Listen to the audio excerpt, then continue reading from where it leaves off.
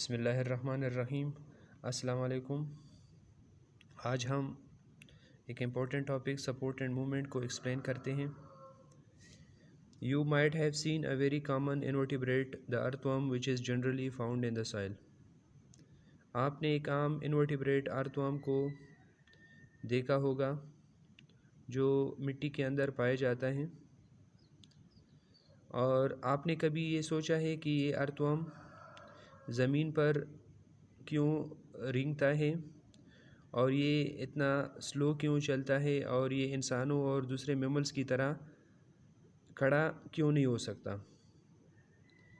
तो इसका ये आंसर है कि इसमें स्केलेटन नहीं पाया जाता जो इसको खड़ा होने में और तेज़ चलने में मदद कर सके। तो स्केलेटन बहुत ही इम्पोर्टेंट पार्ट होता है एक एनिमल की बॉडी के लिए, और ये स्केलेटन ना सिर्फ प्रॉपर शेप प्रोवाइड करता है ह्यूमन बॉडी को, बल्कि ये मूवमेंट में भी हेल्प करता है, but also provide support for movement, यानी मूवमेंट के लिए सपोर्ट भी प्रोवाइड करता है। जितनी भी एनिमल्स होते हैं जो तेज़ दौड़ते हैं उनमें स्केलेटन पाया जाता है, और जो फ्री मूवमेंट होता है उसको हम लोकोमोशन भी कहते हैं। यानी लोकोमोशन एक ऐसी हरकत होती है जिसमें एनिमल्स एक जगह से दूसरी जगह हरकत करते हैं।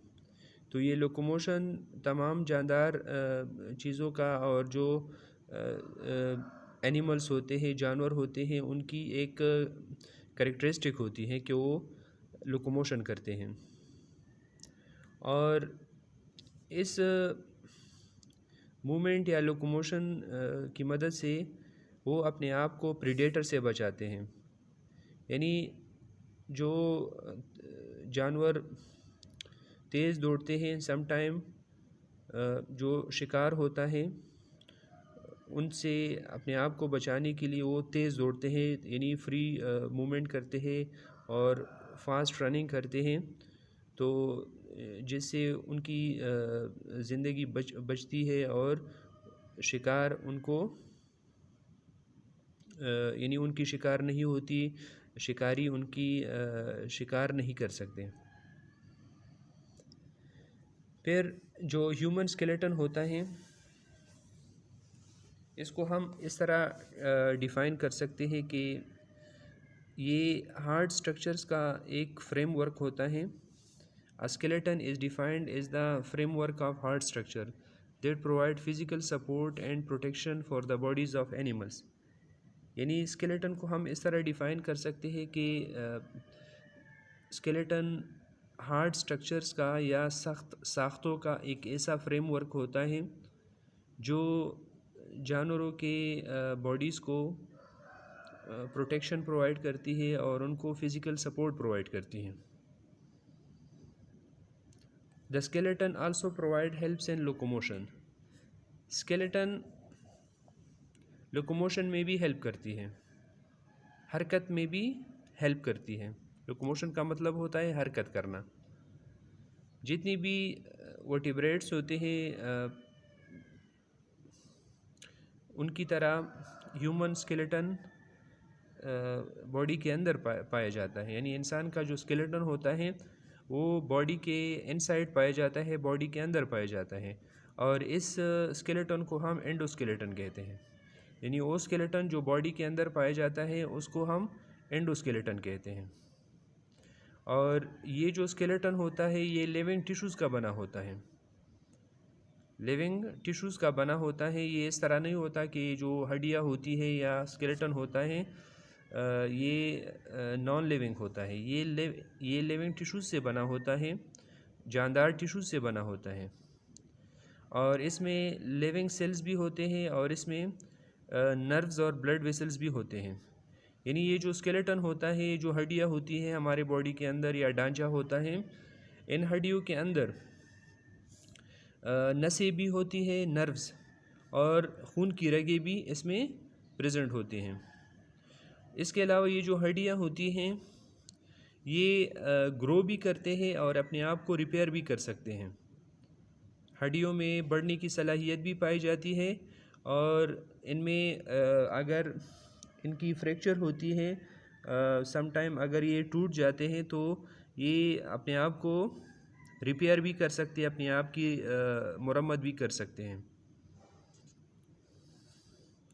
तो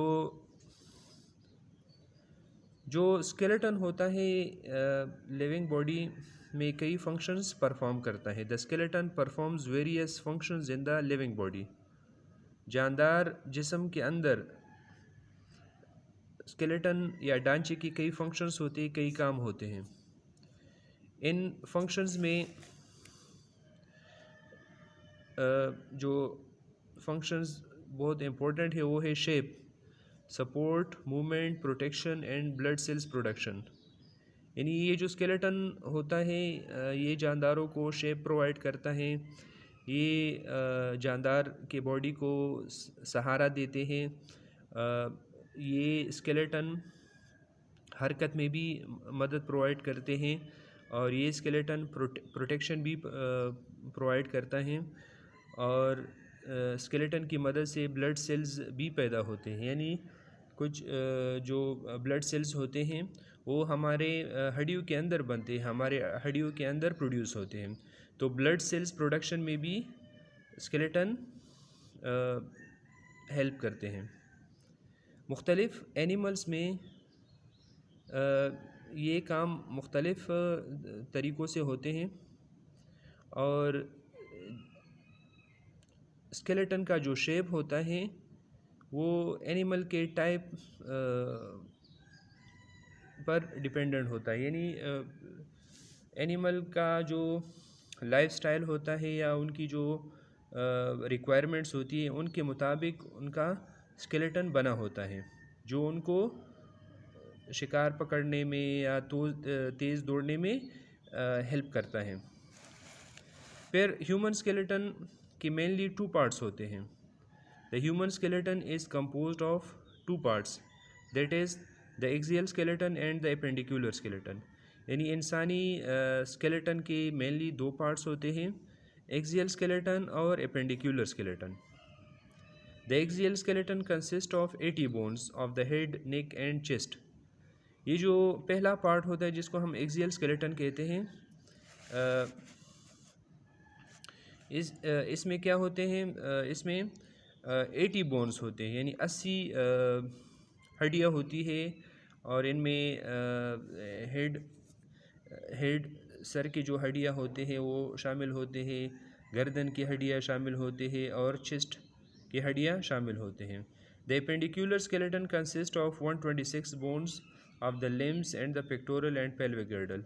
और ये जो एपेंडिकुलर स्केलेटन होता है उसमें 126 हड्डियाँ होती हैं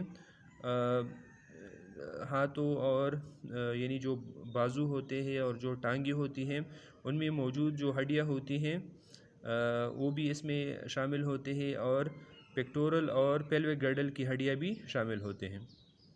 यानी ये जो यहाँ पर जो हड्डियाँ होती हैं इनको पेल्विक गर्डल कहते हैं और यहाँ पर जो शोल्डर्स में जो हड्डियाँ होती हैं इनको पेक्टोरल गर्डल कहते हैं। तो ये हड्डियाँ भी एपेंडिकुलर स्केलेटन में आते हैं।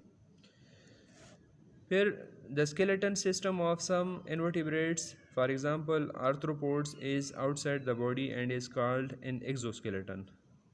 कुछ इनवर्टिब्रेट्स का जो स्केलेटल सिस्टम होता है, फॉर एग्जांपल जो आर्थ्रोपोड्स होते हैं वो बॉडी के बाहर होता है और उनको हम एक्सोस्केलेटन कहते हैं। यानी जो स्केलेटन बॉडी के बाहर पाया जाता है उसको हम एक्सोस्केलेटन कहते हैं।